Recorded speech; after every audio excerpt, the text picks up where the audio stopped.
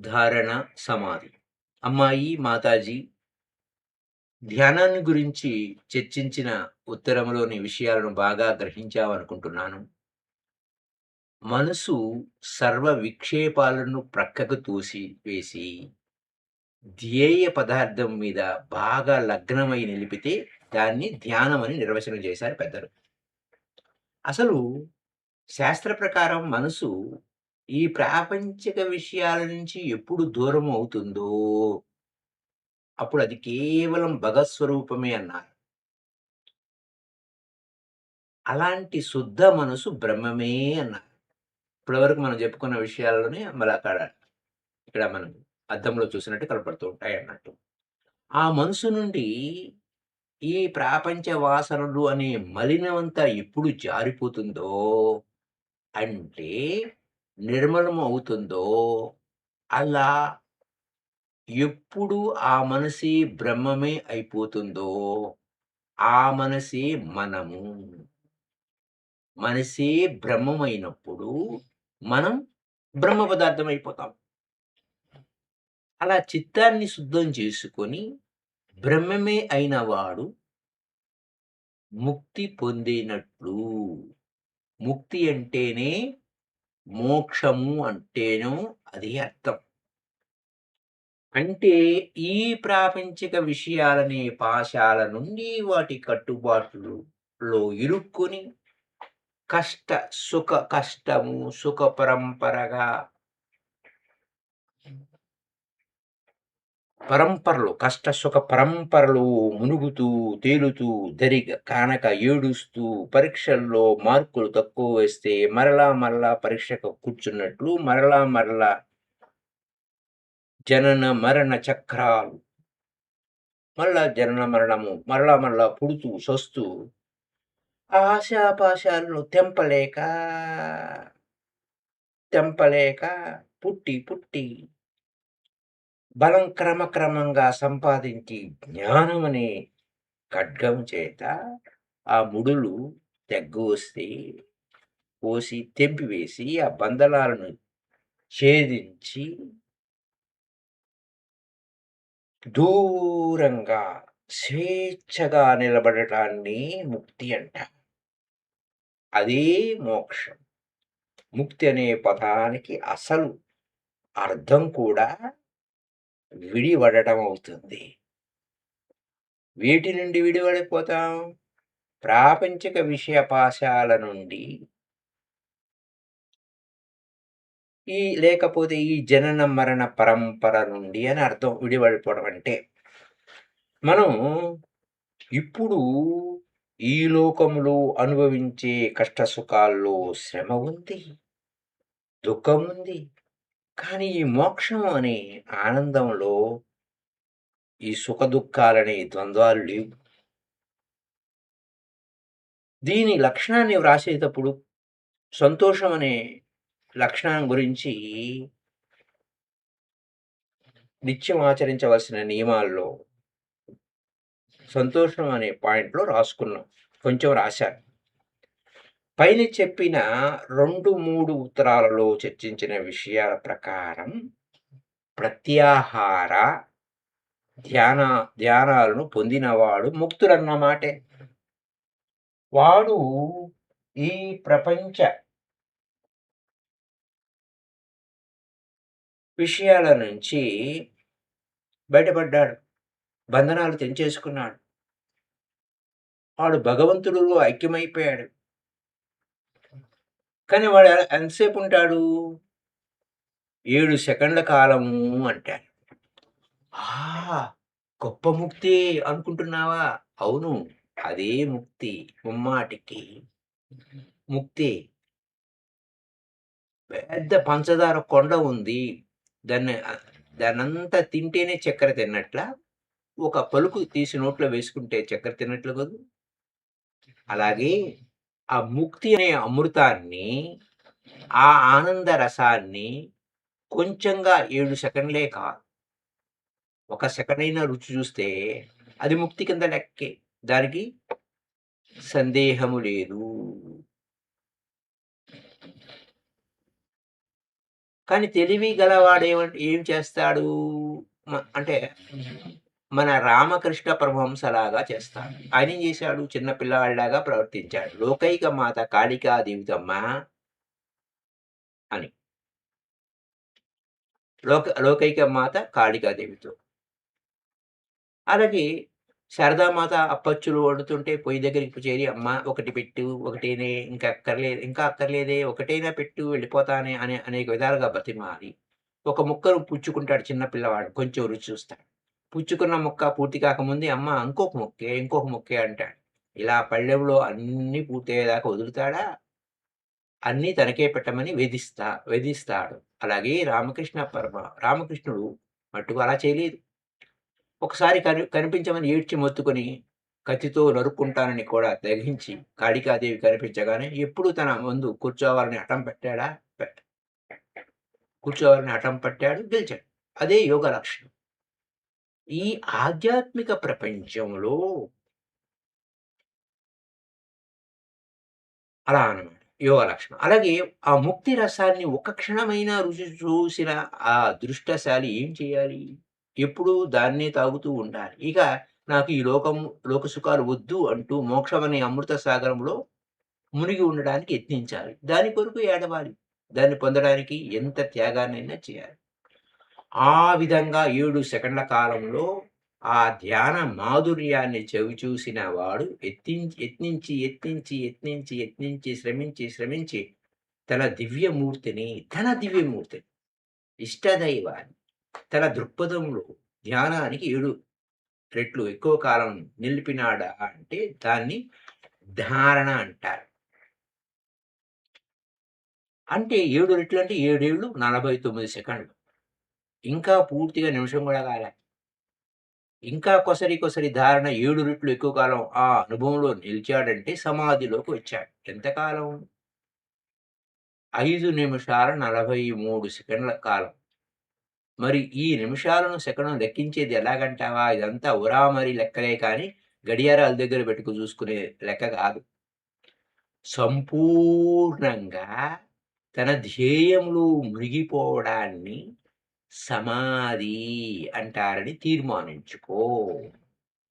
దాన్ని తన్మయత్వం అని, తదాకార వృత్తి అని శాస్త్రాలు అన్నాయి. ధ్యేయముతో ఏకం కావడం అని అర్థం. ఏకం ఎలా అవుతామంటే 6 నెలలు స్నేహం చేస్తే వారు వీరవుతారు, వారు వీరవుతారు. అలా సాంగత్య మహిమ చేతనే సహవాస దోషము చేతను ఒకరి లక్షణాలు మరొకరికి వస్తున్నాయా లేదా? అంతకంటే త్వరగా ఏడుస్తున్న వాళ్ళని చూస్తే మనకు ఏడుపొస్తుంది. అలాగే నవ్వుతున్న వాళ్ళని చూస్తే మనకు నవ్వొస్తుంది. నవ్వే గ్రామ్‌ఫోన్ పెట్టుకొని ఉంటే మనం కూడా పడి నవ్వుతాం. ఈ లోకానుభవంలో ఉంది అది. ఈ లక్షణాలన్నీ వీళ్ళు వాళ్ళవుతూ ఉంటారు. మరి ఇంత ఉంటే ఆధ్యాత్మిక విషయంలో ఇంకెంత ఉండాలి? అందుకోసమే సత్సంగము, సజ్జన సాంగత్యము, స్వాధ్యాయం ఇవన్నీ ఊరికే చెప్పలేదు. ఈ లోకంలో ఉండే అనుభవాల కంటే ఆధ్యాత్మిక అనుభవాలకు శక్తి చాలా ఎక్కువ ఉంటుంది. కాబట్టి ఆ అనుభవించే కొంచెం సేపైనా ఆనందముతో ఉండాలి. ఇది అక్కడున్న ఆనంద స్థితిని మనకి విస్తారంగా చెప్తున్నారు. అలా ఆనంద అనుభవాన్ని ఆహ్, ఏకం కావడంలో సందేహం కించిత్ మాత్రమైనా లే లేదు.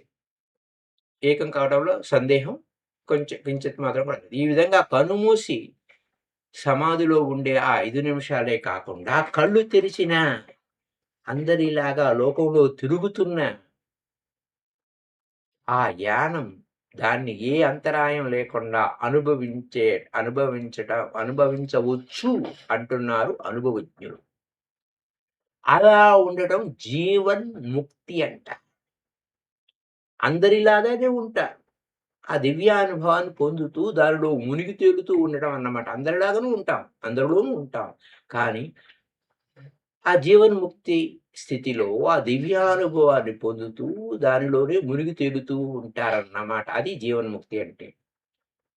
భగవద్గీత చదువుతున్నావుగా, రెండో అధ్యాయంలో చివరి శ్లోకాల్లో బాగా చూసుకుంటే స్థితప్రజ్ఞుల యొక్క లక్షణాలు, జీవన్ముక్తి యొక్క లక్షణాలు నీకు బోధపడతాయి. అయితే ఆ స్థితులు పొందాలంటే నువ్వు చాలా కష్టపడాలి. గొప్ప జ్ఞానం ఉండాలి. వైరాగ్యం మేరు పర్వతంలాగా రూపొందాలి.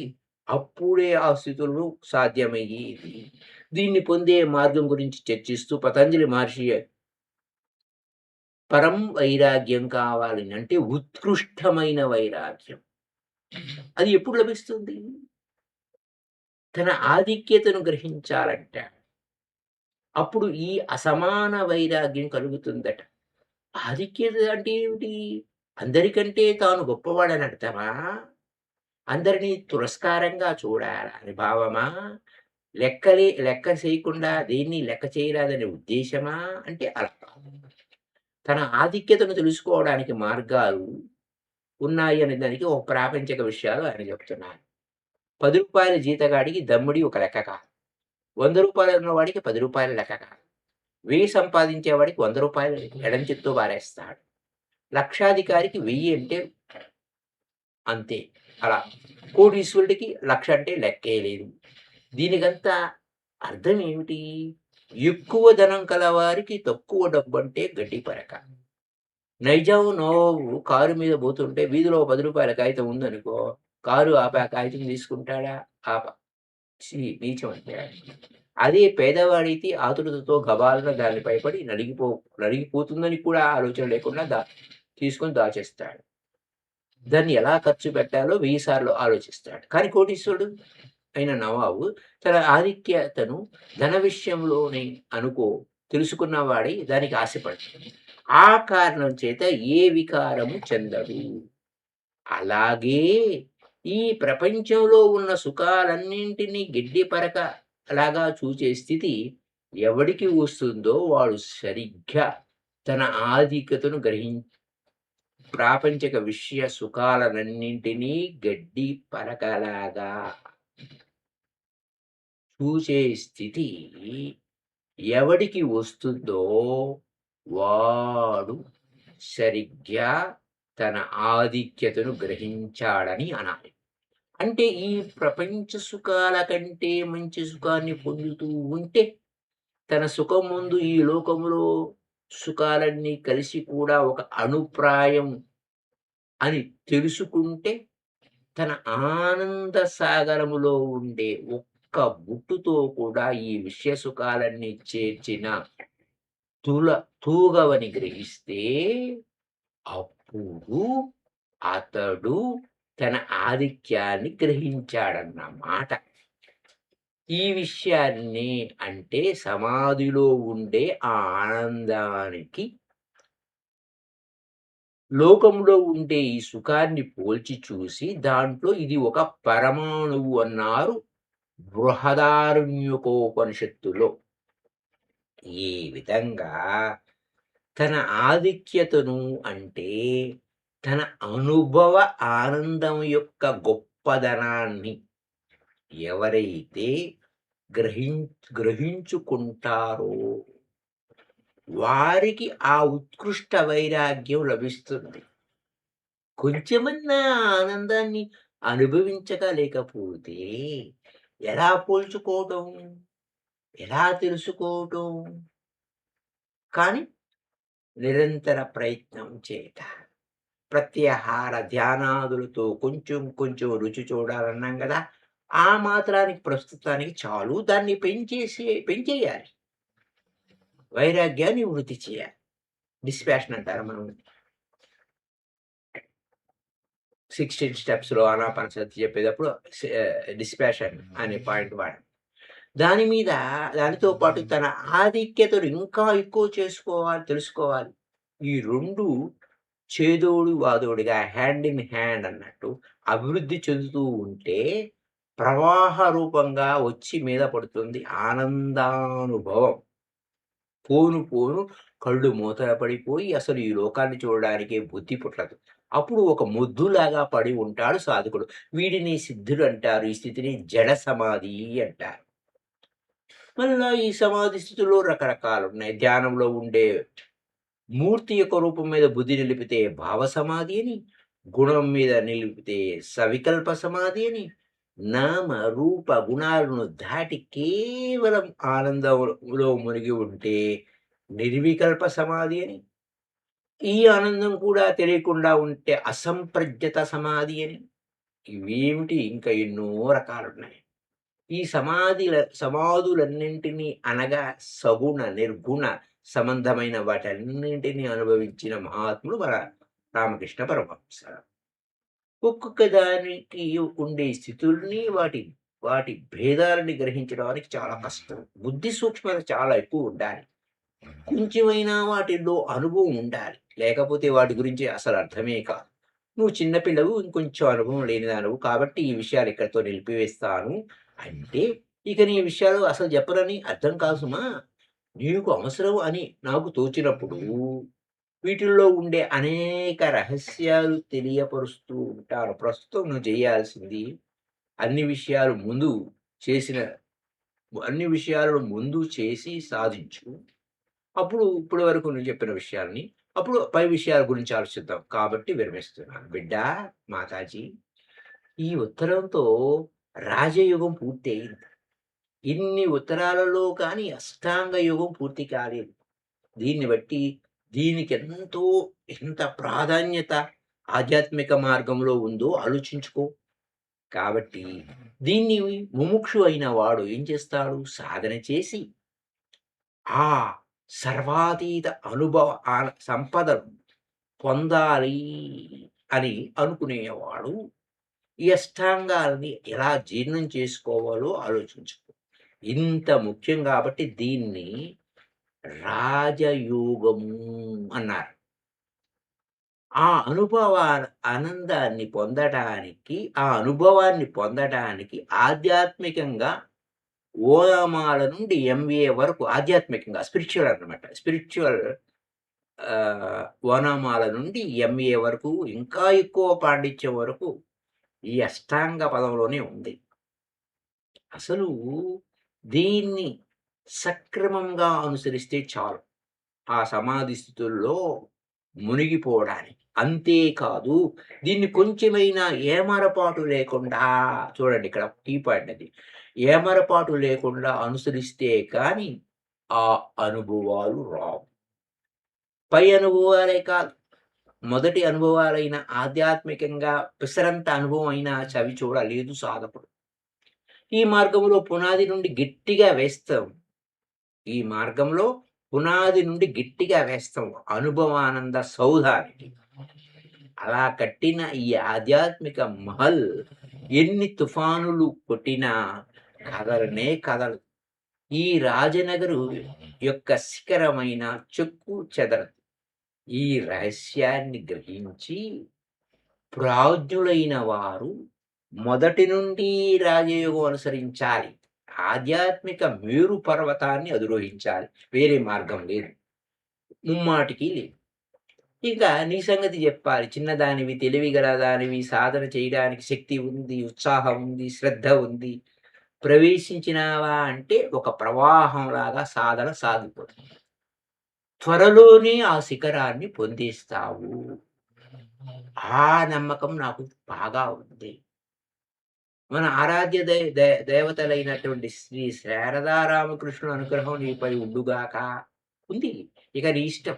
ఈ మార్గాన్ని అనుసరించి ఈ ప్రపంచాతీతమైన అనుభవ ఆనంద సాగరంలో ఈదురాడుతూ ఈదురాడుతూ ఉంటావో, లేక ఈ ప్రపంచంలో నలుగురిలాగా ఉండి ఓ పేడపురులాగా సంకుచితమైన సుఖాల్లో మునిగి వాటితో తృప్తి చెంది కొంచెం సేపు ఏడుస్తూ, కొంచెం సేపు నవ్వుతూ ఉంటావో నిర్ణయించుకో. ఇక నీ ఇష్టం అవుతుంది గానీ నా ఇష్టం కాదు.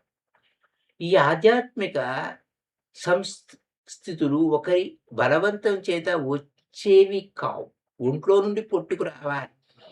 స్వయం కృషితో జన్మించాలి. స్వయం కృషితో జన్మించాలి. ఒకరి అనుగ్రహం వల్ల ఉచితంగా లభించేవి కావు. రక్తం ధార పొయ్యాలి. ప్రాణాన్నైనా త్యాగం చేయాలి. అందుకని నువ్వే తీర్మానం జేసుకొని ఈ మార్గాన్ని అనుసరిస్తున్నావా అంటే ఈ అష్టాంగ మార్గాన్ని అనుసరిస్తున్నావా అంటే ఈ అష్టాంగ మార్గాన్ని ఫుల్ స్టాప్ కామాలతో కూడా అనుసరించు, సాధించు, అనుభవించు, ఆనందించు.